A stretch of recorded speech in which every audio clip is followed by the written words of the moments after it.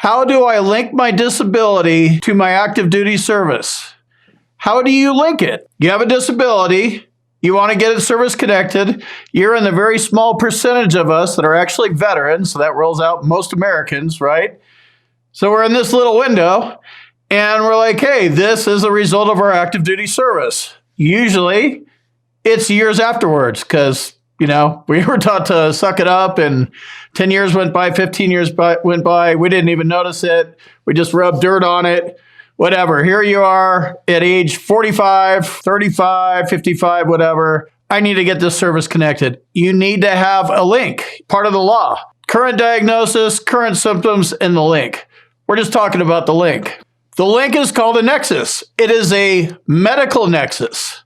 So you either have it or you need to get one. If you file a claim without it, your claim is going to get denied. Why is your claim going to get denied without a nexus? Because that's one of the three things you need by law. You need current symptoms, current diagnosis, and a nexus. If you have the diagnosis and the symptoms and no nexus, claim denied due to no nexus, no link. The link's missing. We can't find the link between this and active duty service. Here's an example of the nexus letter my team writes.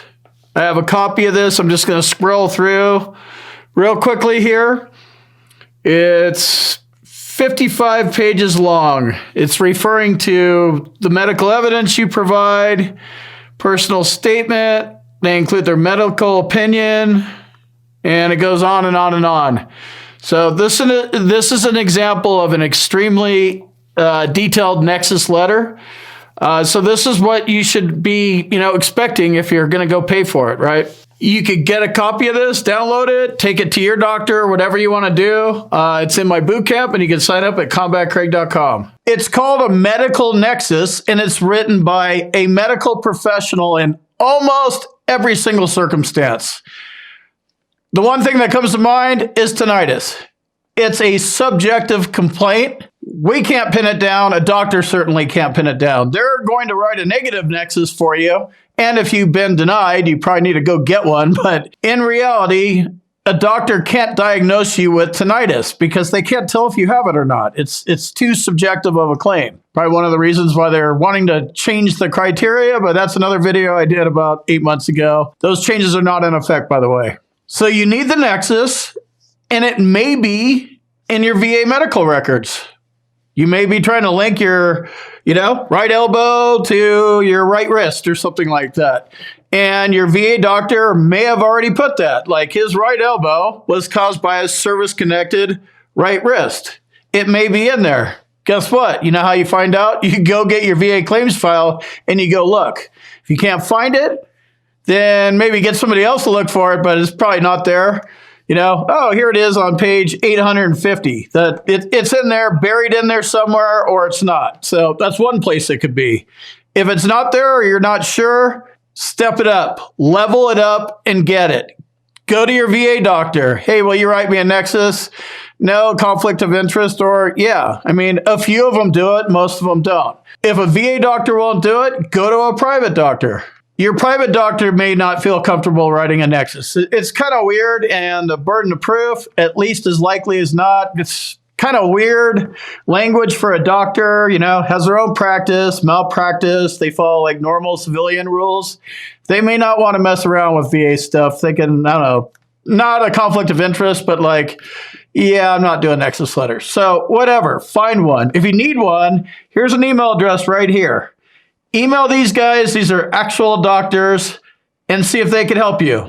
They can't help everybody. Send them emails, see if they can help you. You need a qualified medical professional. So this is a MD, right? Medical doctor, after their name, right? Combat Craig, MD. I'm not an MD, it's just an example.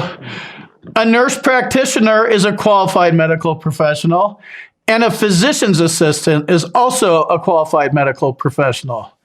So the VA is going to send you to a CNP exam. Like they're sending you to a CNP exam, no doubt in my mind. Plan on it. Prepare for the worst, expect the worst, hope for the best, but be prepared. You're going to a CNP exam. They could send you to an NP or a PA or a doctor. Guess what? You're going to get a doctor. So you should probably show up with your own opinion from a medical doctor.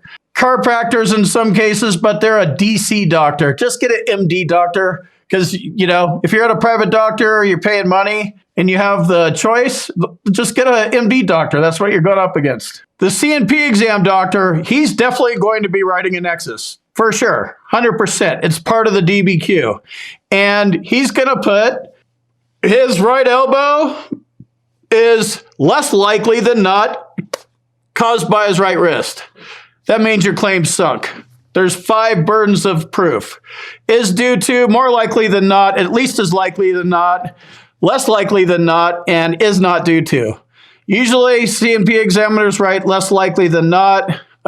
Yours can write more likely than not, but there's this thing called the tie goes to the veteran, and that 50-50 chance is at least as likely as not. So that's what most private doctors, whatever, write. It's what my team writes. Some CNP examiners can write a favorable opinion. It happens. I'm here to tell you that the world is not all rainbows and unicorns and all that happy stuff. I mean, you can talk yourself into anything. Oh, they'll probably go my way. That's not the way the real world operates. Like, it doesn't operate like my world does. I'm pretty cynical and paranoid and negative and stuff like that. But they're not going to, don't count on him to write a favorable opinion. That's a good way to just set yourself up, file a claim, wait for 6 months for a decision letter, denied. Then you're going to have to go get a private doctor anyway. Just get it up front, and then you don't even need to enter the appeals process. Free is nice. If you can get a doctor to do it for free, more power to you. Again, it's not rainbows and unicorns. These are doctors. They went to school for 8 years or something like that. They went to med school. They didn't go there to do shit for free, right? They charge money for everything they do one way or another. So you're going to pay money one way or another. Just count on that. If you can get it for free, great, but probably not going to happen. So pick a doctor that's actual a medical doctor. It's things like this, I didn't understand how this process worked till 3 years ago. Now I'm all over it. I am onto their game, right? And that's where you need to be. And you need to be on it for the rest of your life. I'm 100% permanent and total. I've had my rating for 3 years. I have 17 years left till I'm actually protected. Permanent and total is nothing. It's just words. Protected is the word. So I'm going to defend my rating for 17 more years. So I'm in this for the long haul. So I'm going to stay sharp. It's worth 330206 plus a 8.7% COLA increase that is effective January 2023, right? So I am in it.